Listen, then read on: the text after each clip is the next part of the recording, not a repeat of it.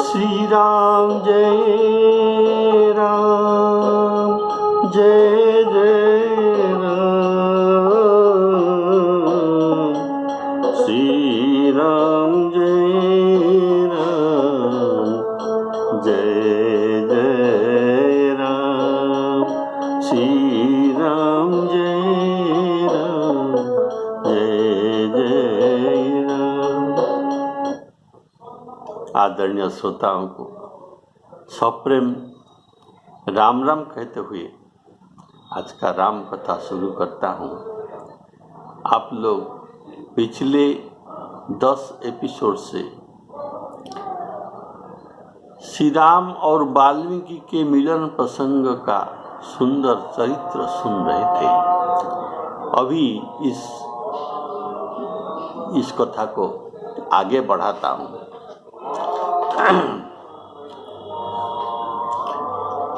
पहले वाल्मीकि जी ने जो 14 स्थान राम जी को बताए, ये सब ऐश्वर्य युक्त स्थान थे।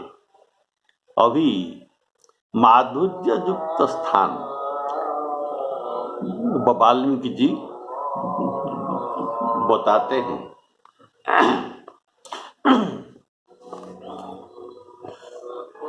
श्यावर रामचंद्र की जय।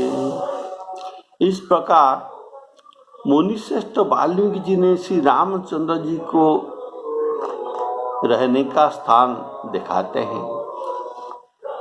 उनके प्रेम युक्त वचन श्री राम जी के मन को अच्छे लगे।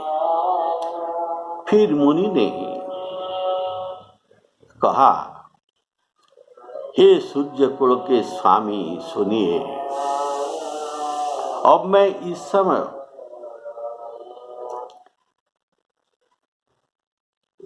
के अनुसार आपके लिए सुखदायक आश्रम जो कहता हूँ, अर्थात निवास के स्थान बताता हूँ। आप चित्रकूट पर्वत पर निवास कीजिए। वहाँ आपके लिए सब प्रकार की सुविधा है।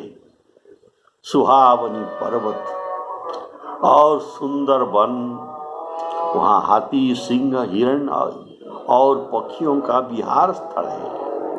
अर्थात वहाँ फल फूल कंद बहुत मिलेगा। बहुत वहाँ जो बेल का जो पेड़ भी है इत्यादि भोजन के लिए सामग्री वहाँ आपको मिलेगा। और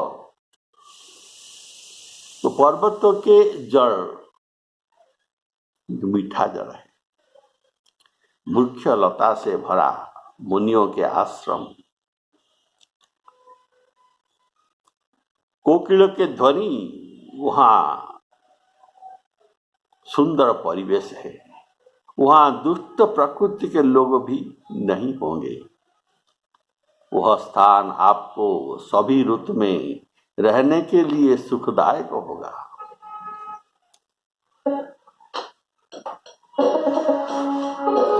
चित्रकूट गिरी करहु निवासु, तहाँ तुम्हार सब भांति सुपासु। शैल सुहावन कानन चारु, करिके हरि मृग विहंग बिहारु। यही विधि मुनिवर भवन दिखाए, बचन सप्रेम राम मन भाई। कह मुनि सुनहु भानुकुल अनायक, आश्रम कहूँ समय सुखदायक। राम सिया राम जय जय राम। वहाँ पवित्र नदी है जिनके पुराण में उनकी प्रशंसा किया गया है, और वहाँ जिसको अत्रि ऋषि जी की पत्नी अनुसुया जी अपने तपोबल से लाई थी। अत्रि ऋषि की पत्नी इस नदी को अपनी तपोबल से लाई थी। वह गंगा जी का धारा है, उसका नाम मंदाकिनी है। बोले सियावर रामचंद्र की जय। वह सब जो पापों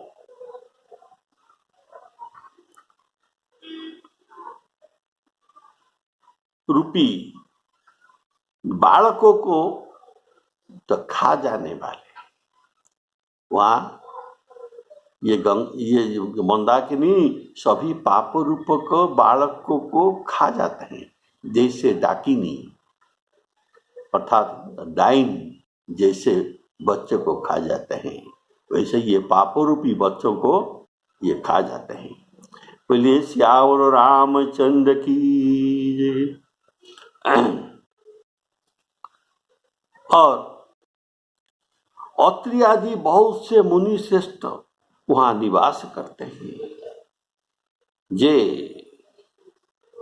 जो जप और जोग तप करते हैं, शरीर को कसते हैं, सुखाते हैं। तपते न कसही। हे राम जी वहाँ चलिए और सबके परिश्रम को सार्थक कीजिए।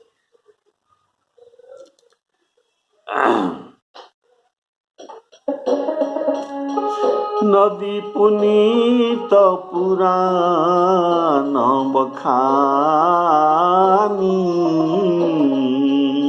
अत्रि प्रिया निज तप बलानी। सुरसरी धारनाउ मंदाकिनी, जो सब पातक पोतक डाकिनी। अत्रि आदि मुनिवर बसही, करहि जोग जपतन तप कसही। चलहु सुफल चलहु सफल सम सब कर राम देहु गौरव गिरिवर।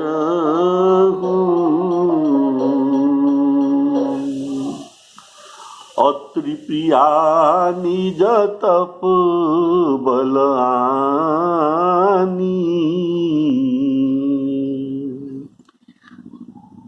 इसका जो कथा है, एक बार 100 वर्ष पर्यंत अनावृष्टि और अकाल पड़ा, तो मुनि अत्रि मुनि ये संत सभा कहे और ये पर पीड़ा सह नहीं सकते, इसीलिए सबके दुख निवारण के लिए अत्रि मुनि तपस्या में रत हुए।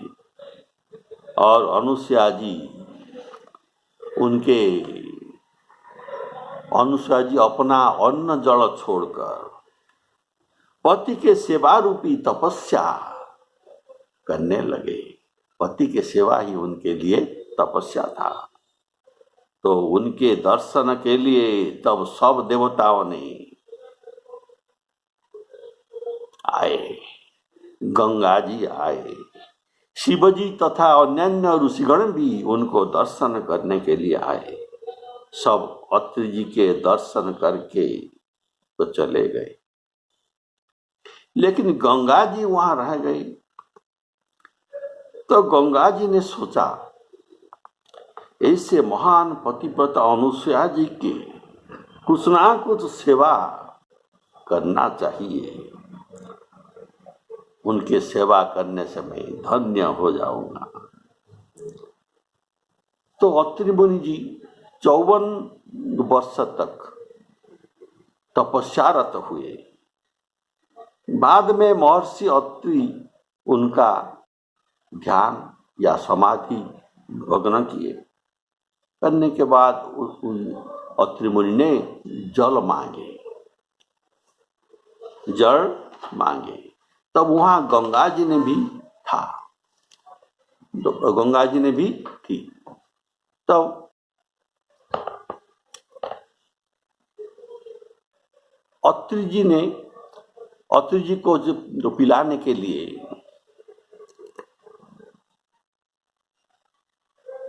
अनुसुया जी के पास जब खबर गया उनको पानी चाहिए, तो अनुसुया जी घर पर थे, वहां आना अब चाहते थे।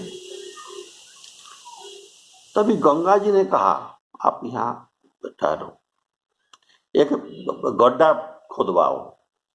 तो गड्ढा खोदवाए। तब वहां गंगा जी ने अपना रूप जड़ के रूप में वहां प्रवेश कर दिए और कहे कि यह जल लेकर उनको आपके स्वामी को पिलाओ। तो ये जो गंगा जी के जल बड़ा स्वादिष्ट था, पवित्र था। उसे पी कर अत्रि मुनि बड़ा संतुष्ट हुए और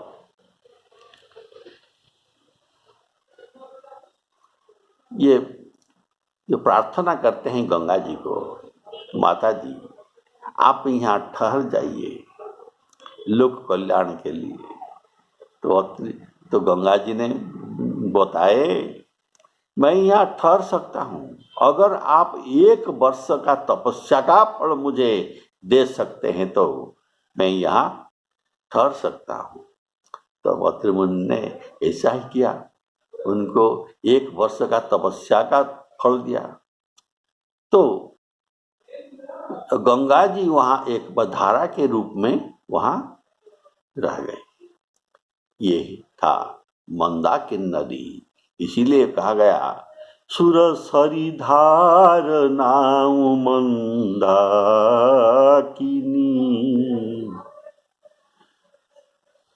बोलिए श्यावर रामचंद्र की जय।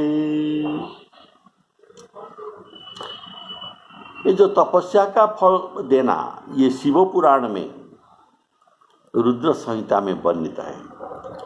जो सब पातक पोतक डाकिनी, 9 प्रकार के पाप बताए गए हैं, यथा अतिपातक, महापातक, अनुपातक, उपपातक, संकरीकरण, अपात्रीकरण, जाति भ्रंश कर इत्यादि और प्रकृति। ये सब पातक में गोहत्या, ब्रह्महत्या, मातुपितु वध इत्यादि महापातक भी मंदाकिनी नदी के प्रताप से ये सबको डाकिनी की तरह नष्ट कर देते हैं। ये सभी महापातकों को भी नष्ट कर देते हैं। डाकिनी के ये जो दुष्ट हृदय है, इनके दृष्टि पड़ने से गर्भस्थ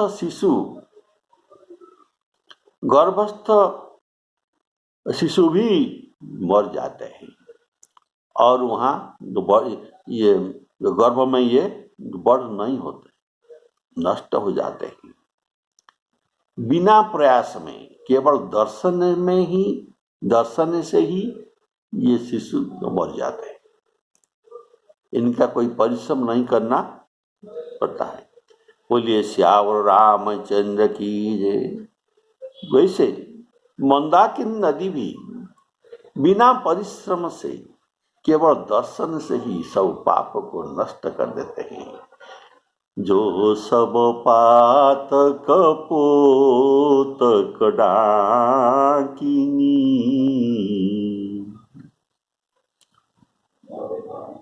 चलहु सफल सब चलहु सफल सम सब कर करहु। अर्थात सभी के जो चित्रकूट के निवासी सभी मुनि ऋषियों के साधन तपस्या को आप जाकर सफल कीजिए। सफल अर्थात साधन का सफल क्या है? सब साधन कर सफल सुहावा, लखन राम सिय दर्शन पावा। इसीलिए चित्रकूट के मुनि ऋषियों को दर्शन देकर सबके साधन को आप सफल कीजिए और गिरिवर चित्रकूट को गौरव प्रदान कीजिए। चलहु, ये कहने का भाव इस स्थल तक वाल्मीकि जी राम जी को साथ आए थे विदाई देने के लिए। आश्रम से उनको कहे थे, जो वाल्मीकि रामायण में वर्णित है, आगच्छ राम भद्रते स्थलं में दर्शयाम्यहम्, अर्थात उनको साथ लेकर आए थे। वाल्मीकि जी ने चित्रकूट की अपरिमित महिमा को वर्णना करते हैं राम जी के सामने। तब सीता जी सहित दोनों भाइयों ने चित्रकूट चलते हैं और पहुंच गए। पहुंचने के बाद पहले उन्होंने मंदाकिनी के निर्मल जल में स्नान किया। बोले सियावर रामचंद्र की जय। श्री राम जी ने कहा, लखन जी यह बड़ा अच्छा घाट है, अब यहीं कहीं ये ठहरने के लिए व्यवस्था करो। तब लक्ष्मण जी ने पयस्विनी नदी के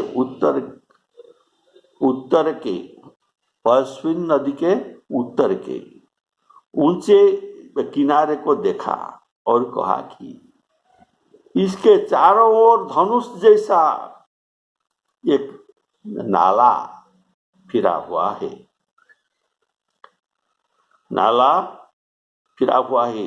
नदी मंदाकिनी उस धनुष की डोरी है। ये बीच में धनुष के तो डोरी की तरफ है। धनुष में डोरी है, ऐसा धनुष है और डोरी नीचे है। अगर डोरी को पकड़कर खींचा जाए तो ये मंडलाकार हो जाएगा।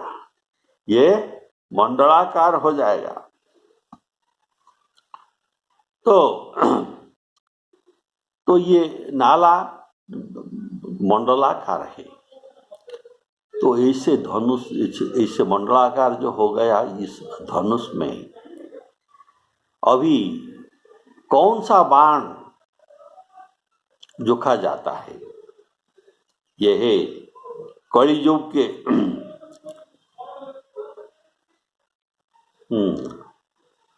सम दम दान, ये तीनों बाण इसमें प्रयोग किया जाता है। तो कलियुग तो ये किसको ये मारते हैं? ये कलियुग के समस्त पाप, उसके अनेक हिंसक पशु, कलियुग के जो समस्त पाप है, ये मानिए ये बन के हिंसक पशु, इनको ये विनाश करते हैं।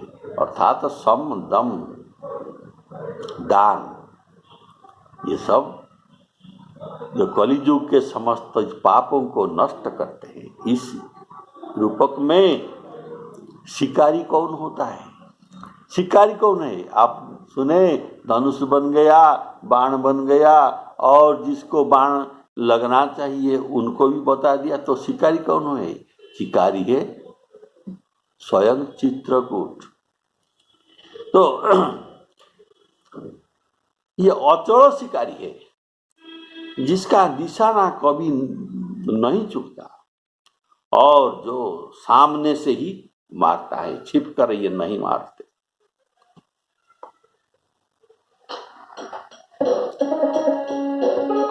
रघुबर कहे उलखन भल घाटू, रघुबर कहे उलखन भल घाटू, करहु कतहु अब ठाकुर ठाटू, लखन दीख पय उतर करारा, चहुं दिसी फिरेऊ धनुष जिमिनारा, नदी पनच सर समदम दाना, सकल कलुष करी सकली साउज नाना, चित्रकूट जानु अचल हेरी, चुकैन घात मार मुठ भेरी,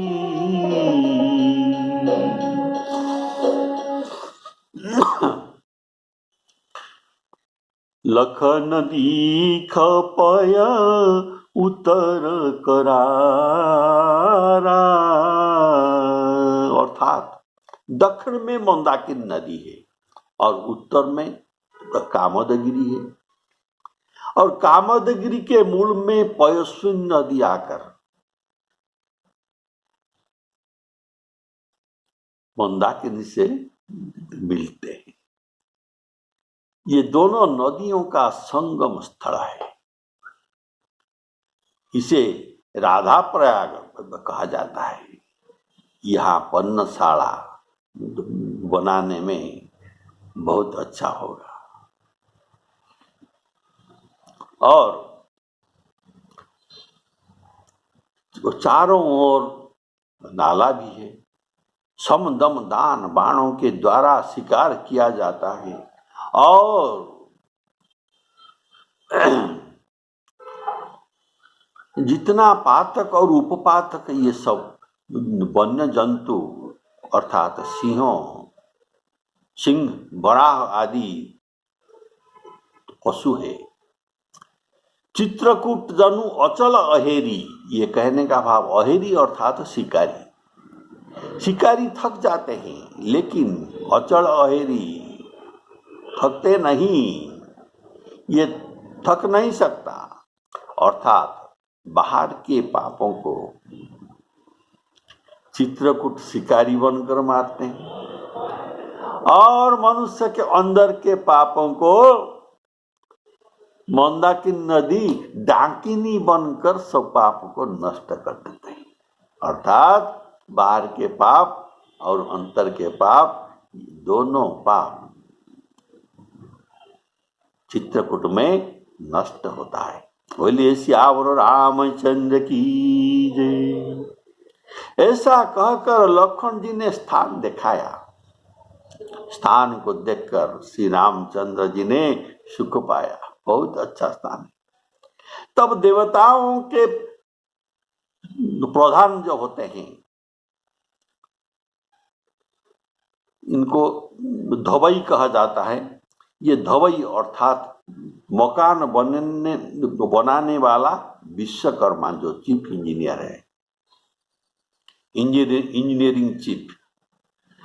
तो ये बनाने वाला जो मकान बनाने वाला विश्वकर्मा को साथ लेकर सब इंजीनियर वहां से आए।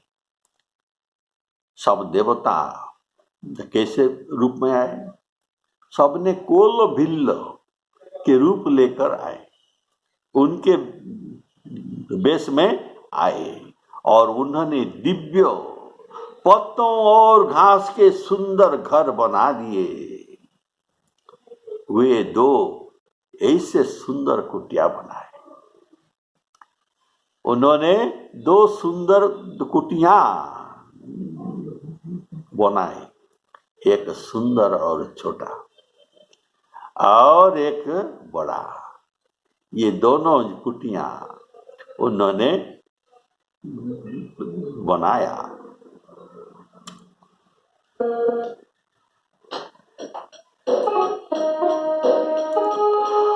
अस कही लखन उठाऊं दिखरावा, थलु बिलो की रघुवर सुख पावा। रमे राम मनु देवन जाना, चले सहित सुर थपति प्रधाना। बरनी न जाई मंजू दुई साला, बरनी न जाई मंजू दुई साला। एक ललित लघु एक विशाला, एक ललित लघु एक विशाला। लखन और जानकी सहित प्रभु श्री रामचंद्र जी सुंदर घासों पत्तों की कुटीर में ऐसे शोभायमान हो रहे थे मानो कामदेव मुनि का वेश धारण करके अपने पत्नी रति देवी के सहित और बसंत ऋतु के साथ सुशोभित हो रहे हैं। ऐसे राम लक्ष्मण सीता उन्हीं कुटीर में निवास करने लगे। लखन जानकी सहित प्रभु राजत रुचिर निकेत, प्रभु राजत रुचिर निकेत। सोह मदन मुनि बेश धरी, रति ऋतुराज समेत, रति ऋतुराज समेत। श्री राम जय राम जय जय राम, श्री राम जय राम जय जय राम। श्री सीताराम अर्पणामस्तु। बोलिए सियावर रामचंद्र की।